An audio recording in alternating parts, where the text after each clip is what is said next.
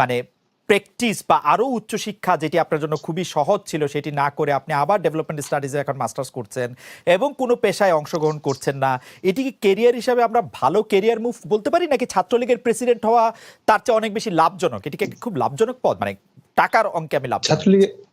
ছাত্রলীগের পদটি একটি আদর্শিক পদ। দেখুন, আমরা বাংলাদেশের ছাত্র রাজনীতির দীর্ঘ ঐতিহ্য রয়েছে এবং এই ছাত্র রাজনীতির চর্চা পৃথিবীব্যাপী একটি পরিব্যাপ্ত প্রক্রিয়া, এবং এটি স্বাভাবিকভাবে আমার ছাত্র রাজনীতি শেষ হওয়ার পরে আমি পেশাগত জীবন। জনাব সাদ্দাম, আমি আপনার অনুমতি নিয়ে আপনাকেও কিছু গুচ্ছ প্রশ্ন একসঙ্গে করতে চাই। আমরা জানি যে আপনি অত্যন্ত সুবক্তা, ক্ষুরধার যুক্তি আপনার, সেই জন্য আমি আপনার কাছে কিছু প্রশ্ন নিয়ে আসতে চাই এবং আইনের ছাত্র, বিশেষ ভালো ছাত্র, সেই জন্য আমি আপনার কাছে কিছু প্রশ্ন আসতে চাই, আপনি যদি অনুমতি দেন। জনাব সাদ্দাম। জি, অবশ্যই। জনাব সাদ্দাম হোসেন, আমি আপনার বর্তমান পেশা কি? বর্তমানে ছাত্র হিসেবে আমি ঢাকা বিশ্ববিদ্যালয় থেকে আইন বিভাগে স্নাতকোত্তর সম্পন্ন করে ডেভেলপমেন্ট স্টাডিজ বিভাগে অধ্যয়নরত রয়েছি। আপনি কোন ধরনের টাকা পয়সা আর্ন করার সাথে, যেটাকে আমরা পেশা বলি, যে চাকরি করলে পয়সা পাওয়া যায়, এরকম কোনো কিছুর সাথে কি আপনি যুক্ত আছেন? ব্যবসা বাণিজ্য? না, সে ধরনের কোনো পেশার সঙ্গে আমি যুক্ত নই। আপনি যে গাড়ি চড়েন তা কার টাকায় কেনা?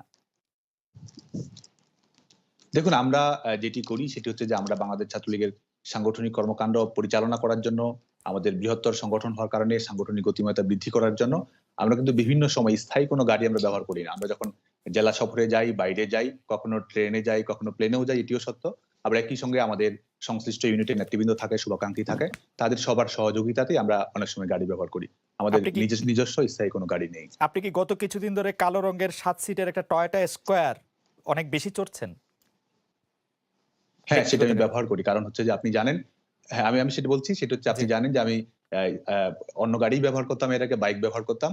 আমি তৃতীয়বারের মতো আমাকে স্পাইনাল কর্ডের সার্জারি করতে হয়েছে এবং আমি দীর্ঘদিন চিকিৎসাধীন ছিলাম এবং চিকিৎসার কারণে আমার জন্য বাইক ব্যবহার করা সম্পূর্ণ নিষেধ। এবং স্পাইনাল কর্ডের সার্জারি আপনি জানেন যে অনেক ঝুঁকিপূর্ণ এই বয়সে, যে কারণে আমি আমার স্বাস্থ্যগত কারণেই সেটি ব্যবহার করছি। না, জনাব সাদ্দাম, আমাকে ভুল বুঝুন, এতে কোনো অসুবিধা নাই। এই গাড়িটি কার?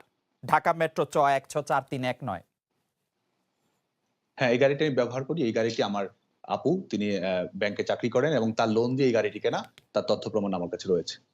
গাড়িটি শফিকুল ইসলামের নামে রেজিস্টার, তাই?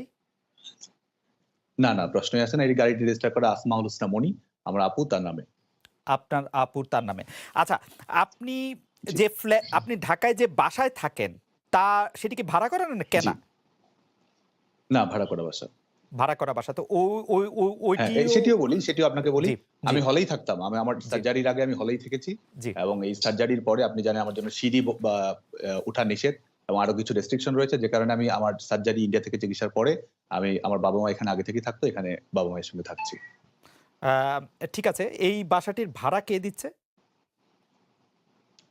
এই বাসাটির ভাড়া আমার বাবা-মায়ের আয় রয়েছে, আমার পারিবারিক আয় রয়েছে, আমার বোনের আয় রয়েছে। সব মিলিয়ে সেটা আমি বহন করি।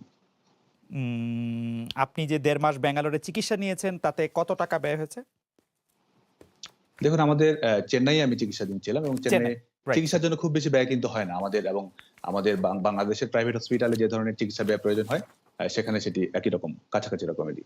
চেন্নাইতে অ্যাপোলো হাসপাতালে আপনার স্পাইনাল কর্ড ইনজুরি আছে, সেটা খরচ $7,500 পর্যন্ত হতে পারে, বাংলাদেশের টাকায় 8 লাখ বা 9 লাখ টাকার মতো। সেটি হ্যাঁ, সে ধরনের হতে পারে। সে ধরনের, আর সব মিলিয়ে প্রায় 20 লাখ টাকার মতো খরচ হয়েছে। না, সব মিলিয়ে সেটি নয়। সব মিলিয়ে চিকিৎসার জন্য যেটি খরচ সেটি 10 লাখের নিচেই থাকে সব মিলিয়ে।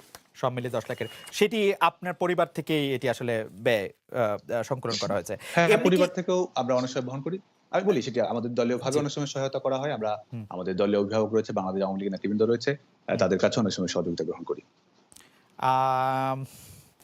দলীয় নেতৃবৃন্দের কাছ থেকে যে সহযোগিতা নেন আপনারা, বা সেইটি কি ব্যক্তি সাদ্দাম হোসেন নেন, নাকি ছাত্রলীগের, মানে কোন অ্যাকাউন্টে মেনটেন করা হয়? না, সেটার জন্য তো কোনো অ্যাকাউন্টের প্রয়োজন হয় না। আমরা আমাদের চলতি খরচের জন্য, আমাদের সাংগঠনিক খরচের জন্য আমাদের দল থেকে একটি সাপোর্ট দেওয়া হয়। সেটির মাধ্যমে আমরা আমাদের সকল কর্মকাণ্ড পরিচালনা করি। আপনাদের